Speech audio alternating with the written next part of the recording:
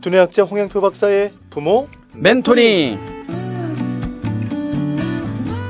오늘도 한국좌우내개발연구소 홍양표 박사님 자리해 주셨습니다. 할렐루야 박사님 안녕하세요. 네, 안녕하세요. 한 주가 너무 빨리 가네요. 정말 빨리 가고 네. 지난주에 방송 가족들의 문의가 정말 많았습니다. 네. 선물도 선물이고요. 네. 또 선호도 검사를 또 무료로 제 추첨을 통해서 네네. 또 해드린다고 하니까 네. 정말 많은 분들이 문자 주셔서 네, 좀 더 구체적으로 아이에 대해서 음. 자기의 문제점을 이렇게 써주시면 더 도움이 될 것 같아요. 선별하는데. 맞아요. 예. 네. 혹시나 자녀 교육할 때 이런 고민이 있고 네네. 이렇다는 것들은 사연과 같이 하시면 저희가 추첨을 하겠습니다. 네. 자, 오늘 지난주에 이어서 사랑하는 우리 자녀가 정말 모든 거 다 잘하는데 인내하는 거, 기다리는 거, 그리고 뭔가 그 참을성, 네네. 어떻게 하면 실제적으로 네. 그런 부분들이 좀 배가 되고 역량이 네. 자라날 수 있을까? 그래서 이제 그때 이제 심리와 기능으로 나눈 것 중에서 첫 번째 화를 얘기했잖아요. 그렇죠. 화를 낼 때 우리는 더 화를 낸다 그랬잖아요. 근데 아이가 화를 냈을 때 일단 화 내는 거를 들어주면 이제 화가 어떻게 돼요? 가라앉죠.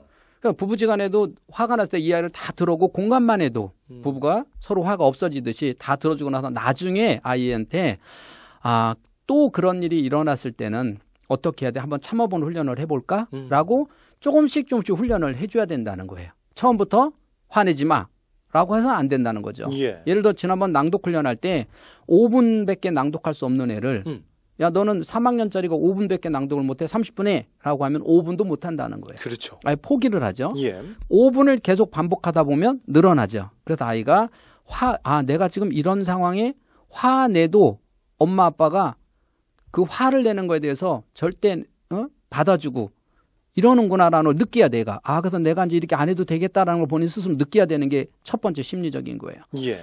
그 두 번째는 이런 아이들이 스트레스에 약해요. 스트레스에 약하니까 스트레스가 취약하면 어떤 일이 벌어지냐? 자기도 모르는 돌발 행동을 하는데 그게 예를 들어서 왜 이런 거 있잖아요. 이번에 성추행한 검사처럼 지식인들의 이탈 행위들. 지식이 많을수록 나는 이래야 되고 막 이런 게 스스로 갇혀서 스트레스에 취약할 수밖에 없어요. 그러다 보니까 이렇게 술 먹고 이랬을 때 흐트러져서 엉뚱한 행동들을 하는 거예요. 예. 다시 말해서 스트레스에 취약하다는 거는 모든 병에 노출될 수 있다는 거예요. 아이가 건강하지 않다는 거죠. 스트레스에 노출되게 하면 안 되겠네요. 그러니까. 그렇죠. 그러니까 스트레스에 노출돼도 어떤 애는 쿨한 애들이 있어요. 그까진 거라고 터는 애가 있는 반면에 요만한 거를 가슴에 안고 부글부글 하는 애들이 있잖아요. 이렇게 스트레스에 약할 수밖에 없다는 거예요. 자, 그런 애가 되고 그러다 보니까 이제 스트레스에 약하니까 애들하고 놀다가도 너하고 안 놀아. 이렇게 포용을 못 하죠. 그러니까 인간관계가 떨어지겠죠. 기능적인 부분은 어떤 것들이 있냐면 운동이에요. 음악이에요. 그야말로 이 기다릴 수 있는 아이들은 어떤 거냐면 내가 열심히 하면 나중에 이런 사람이 될 거야. 자, 내가 정말 지금 힘들지만 정말 열심히 하면 이런 사람이 될 수 있어. 똑같은 거 아니에요? 내가 지금 기다리면 2개 먹을 수 있어. 그렇죠. 똑같은 거잖아요. 기다리면 2개 먹을 수 있다. 어떤 목적이죠. 내가 지금 정말 다리에서 막 피가 나지만 정말 열심히 달리면 내가 앞으로 이런 사람이 될 수 있어라고 하는 꿈. 또 하나 아주 중요한 게 뭐냐면 부모의 관계에서 믿음이 없는 애들은 먹어요. 지금 마시멜로 실험 얘기. 네. 부모하고의 관계에서 믿음이 그 없는 약속을 애들. 부모님이 지켰던 부모님들은 맞다 이런 약속이 맞을 거다. 네. 그렇지 않은 친구들은 먹어요. 그냥 먹어. 왜? 어른의 말에 신뢰가 없어요. 그러니까 그동안에 부모가 아이한테 신뢰를 못 주는 거죠. 그냥 알아서 해줄게. 내일 사줄게. 알았어, 엄마 해줄게. 이래놓고 안 해주는 아이들. 아빠도 내일 사줄게. 뭐 해줄게. 놀아줄게. 하고 약속을 안 지킨 애들은 이 머릿속에서 또 안 지킬 거야. 라는 생각. 이거는 심리적 요건이에요. 자, 이런 아이들도 기다리지 못한다는 거예요. 그러니까 결국은 이 작은 실험 하나를 통해서 우리 집안 한번 돌이켜볼 수 있는 건데 특히 부부지간에도 누가 더 기다려주느냐라고 하는 사람이 기다리는 사람이 그러면 대단한 사람이죠. 자, 그러면 우리 아이를 볼 때 집에서의 모습이 아이일까요? 바깥에서 모습이 아이일까요? 제가 한번 질문한 적이 있는 것 같아요. 그렇죠. 어떤 것 같아요?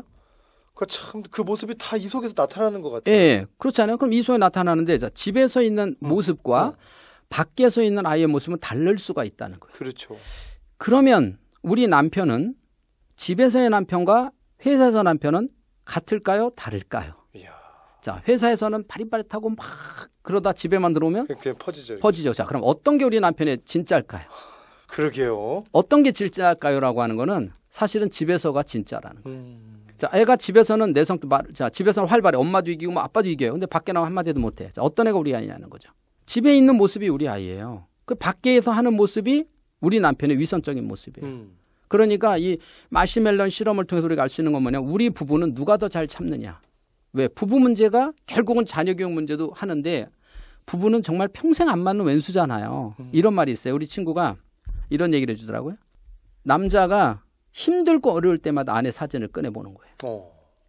넌 대단하다. 너 힘들고 어려울 때다 지금 나이가 몇인데 아직도 아내 사진을 보냐 그랬더니 이 남자가 뭐라 하냐면 내가 이 여자하고도 사는데 세상 못할 게 뭐 있냐. 주여.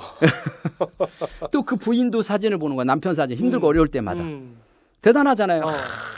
힘들 때마다 남편 그랬더니 내가 이 인간도 사람 만들었는데 부부는 참 아로니아한 것 같아요. 그래서 부부는 싸워서 누가 큰 소리냐 아니라 누가 더 참느냐가 이긴다는 거예요.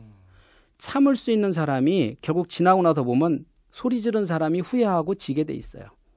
이미 어려서부터 훈련된 사람은 이렇게 훈련된 사람은 커서도 참고 인내한다는 거죠. 아니 우리 어렸을 때는 그 교장 선생님의 훈화 말씀이 있었어요. 네. 여러분 가지고 30분에서 최고 1시간까지 그것을 차렷자세로. 네. 근데 이게 그때는 사실 좀 그때도 힘들었죠. 근데 힘들었죠. 지나고 또 나 보면 네. 그런 어떤 또 힘들었던 과정, 네. 그게 어떤 훈련의 과정이 되는 그런 그렇죠. 느낌을 애국가 4절까지 부르고.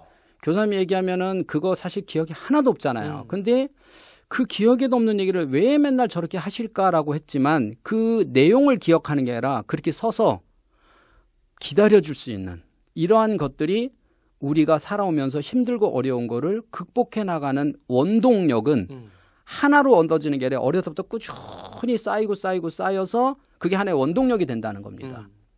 근데 지금 이제 우리가 잘못 키우고 있는 게 그럼 뭐냐. 방법론보다 사랑으로 키우는 것과 버릇없이 키우는 건 다르다는 걸 알아야 돼요. 사랑으로 키우는 것과 버릇없이 키우는 거는 다르다는 거죠. 우리가 사랑으로 키워도 항상 사랑하고 이쁠수록 잘해줄수록 뭔가가 거기에 따르는 법도 있어야 된다는 거예요. 근데 무조건적인 사랑은 문제로 키우죠. 우리 성경적으로도 있잖아요. 지금 성경도 네. 사랑만 많이 받았던 사람도 있고요. 그렇죠. 뭐 있다고. 자녀를 사랑하면서도 반드시 어떤 인성교육을 시켰던 이 두 가지 예를 들어볼게요. 좋아요. 자, 우리가 우선 엘리 선지자. 엘리. 예. 홈리와 비누아스 아들. 그렇죠. 예. 엘리 선지자 같은 경우는 그래도 대단한 선지자잖아요. 그렇죠. 사무엘을 잉태할 수 있도록 축복까지 주신 이런 대단한데 자기 자녀에게는 끝없는 사랑만 줬단 말이에요. 끝없는 사랑만. 예, 우리가 뭘로 볼 수 있냐면은 이 자식들이 크면서 못된 행동을 한 게 그렇죠. 나오잖아요. 그러면 그 순간에 못된 행동을 했을까요? 어려서부터 못된 행동을 했을까요? 그 어려서 한 것이 그 성경에 쓰인 건 한 부분이지만 그렇게 했을 때는 쌓여왔다. 예, 형제 중에는 한 명만 그러면 만약에 트라우마가 있다 치면 형제가 같이 그랬다는 거는 어려서부터 이뻐한 거. 그러니까 가만 놔뒀죠.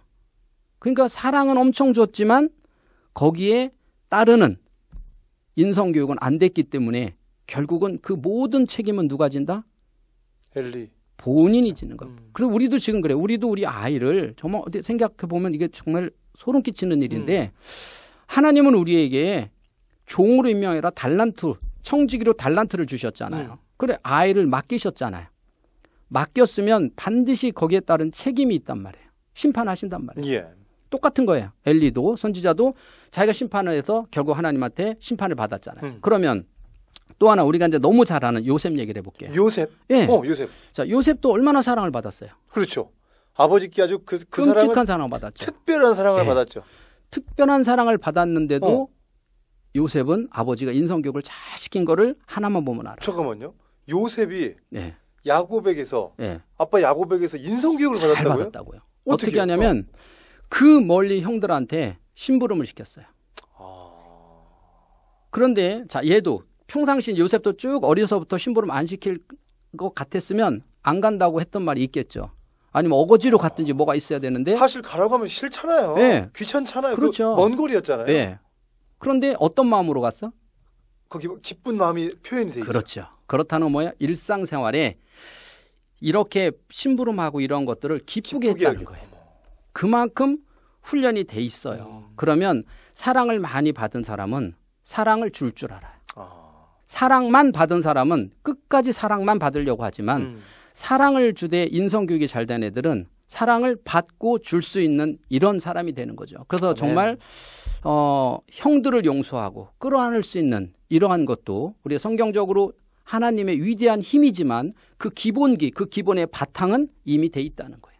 아멘. 그러니까 내가 우리 아이에게 요즘에 사랑이 정말 중요한 건 아이가 아빠 뭐라고 얘기했을 때 바로바로 해주는 것도 좋아요. 그러나 정말 중요한 거는 기다림도 같이 가야 된다는 거예요. 이러한 것들이 같이 가지 않을 때 그거는 무너진다는 거죠. 그래서 요즘에는 애가 하나, 둘. 그러니까 옛날처럼 많은 우리 옛날 어떤 목사님인가 왜 10자녀 키우는 거 왜 방송에 나온 거 혹시 보셨죠? 10자녀. 많았죠. 네, 방송에 나왔었잖아요. 예. 그 집은 제가 이제 그 자녀 교육장에 유심히 봤죠. 어떻게 하나 봤더니 이 집 애들은 누나가 오빠가 밑에 동생들을 돌보지 않으면 일이 안 되는 거예요. 그러니까 누가 뭐라고 시키지 않아도 다 동생이 동생을 다 돌보더라고요. 그리고 뭐 하나 있으면 나눠 먹어 혼자 먹어? 혼자 먹을 수가 없는 거예요. 작은 하나 나눠 먹고 여기는 자연스럽게 이게 되는 거예요. 그런데 그 집은 부모가 한 명에다 신경을 못 쓰니까 10명 다 신경 써야 되니까 다 신경 안 쓰는 것처럼 느끼지만 또 한편으로는 10명이 다 사랑받는다고 생각해요. 한 명은 태어나면서부터 이 10가지의 생각을 하나에다 몰입하기 때문에 어떤 기저귀가 좋을까? 분유는 어느 나라께 좋을까? 유모차는 세상 어떤 걸 사야 될까? 너무 지나치게 앞서가고 지나치게 서둘러서 이게 사랑인 줄 알고 하다 보니까 결국 아이가 가져야 될 참을성, 인내가 없다는 거죠. 오늘 짧은 시간이었지만 오늘 우리 마음 가운데 묵직한 또 교훈이 생기는 것 같아요. 성경 속에서도 사랑만 줬던 자녀가 있고 사랑과 함께 인성교육까지 그 기다림의 비밀을 교육시켰던 그 야곱의 교육. 그래요. 오늘 참 또 그렇게 듣고 보니까 네. 아 그랬구나. 오늘 좋은 아침입니다. 부모 멘토링 오늘은 여기까지 하고요. 또 다음 주에 저희가 또 은혜롭고 유익한 일들로 같이 하겠습니다.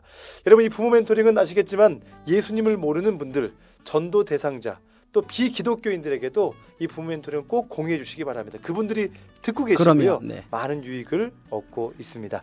지금까지 한국좌원의 개발연구소 홍양표 박사님과 함께했습니다. 고맙습니다. 네, 다음 주에 뵙겠습니다.